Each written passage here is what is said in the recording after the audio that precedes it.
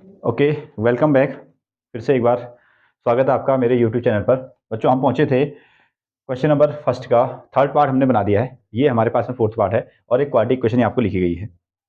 तो first of all इसको आप जीरो के इक्वल रख दीजिए, ठीक है। Okay, 4u² plus 8u is equal to 0। इसको हमने जीरो के इक्वल रख दिया, ठीक है। और इसमें आप देखते हैं कि यहाँ से हम डायरेक्टली कॉमन ले सकते हैं, तो 4 यहाँ भी आपको मिलेगा, 8 पर भी आपके पास 4 मिलेगा, u² है और यहाँ आपको u है, तो हम इसमें से कॉमन ले सकते हैं 4u।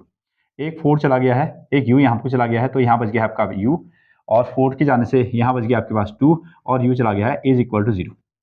तो इस क्वाड्रेटिक इक्वेशन के डायरेक्टली दो फैक्टर आपको दिख रहे हैं फर्स्ट ऑफ ऑल। देन इन दोनों को आप 0 डिस्ट्रीब्यूट कर दिए, 4u is equal to 0 and u plus 2 is equal to 0। Now 4u is equal to 0 upon 4 and u is equal to -2 and u is equal to 0 हो गया और u is equal to -2 हो गया।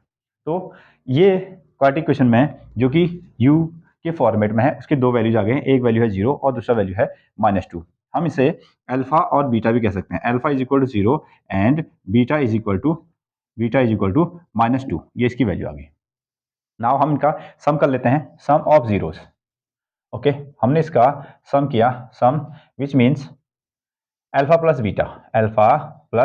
Directly हम यहाँ से इनको add कर रहे हैं, 0 प्लस -2 और इसकी वैल्यू आ गई आपके पास में -2। Alpha plus beta is equal to value आ गई है -2 अगेन। नाउ अब हम इसका प्रोडक्ट कर लेते हैं, प्रोडक्ट ऑफ जीरोज कह सकते हैं। अल्फा इंटू बीटा, इन दोनों को मल्टीप्लाई कर दिए, 0 इंटू -2 और आंसर आपको मिल गया है 0। तो अल्फा और बीटा को जब हमने मल्टीप्लाई कर रहे हैं तो आंसर क्या आ रहा है, 0 आ रहा है। अब हम इसको जो हमने फॉर्मूला सीखा है उससे सॉल्व करते हैं। तो फर्स्ट ऑफ ऑल आप क्वाड्रेटिक जो जनरल इक्वेशन है उसको लिखिएगा, ax² plus bx plus c is equal to 0, और इसके कंपेरिजन के लिए यहाँ पर रख दीजिए इसको 4u² प्लस b की वैल्यू है 8u और c यहाँ पर कॉन्स्टेंट टर्म नहीं है तो आप उसको डायरेक्टली 0 लिख सकते हैं, 0 हम लिख सकते हैं। तो इसको कंपेयर कर लेते हैं, तो यहाँ से हमको a की वैल्यू मिल रही है 4 एंड b की वैल्यू मिल रही है 8 और c की वैल्यू मिल रही है 0, c की वैल्यू है 0, ठीक है। ओके, अल्फा एंड बीटा मान लेते हैं कि इसके जो रूट्स हैं that is alpha and beta, so उनका सम निकालते हैं, sum of roots. Again sum, यहाँ से हम फॉर्मूले से सम ऑफ रूट्स से करते हैं, जो कि होता है अल्फा प्लस बीटा, और फॉर्मूला आपने सीखा है -b/a। अब इसमें वैल्यू पुट कर लेते हैं, b की वैल्यू है 8 तो -8 हो गया और ये आ गया आपके पास में 4, तो 4 से आपने 8 को डिवाइड कर दिया 2 टाइम तो -2 आ गया। अल्फा प्लस बीटा की जो वैल्यू आपको मिली है -2 मिली है, और यहाँ भी हमने अल्फा प्लस बीटा की जो वैल्यू थी वो -2 निकाली थी। अगेन अब हम इसमें निकाल देते हैं प्रोडक्ट,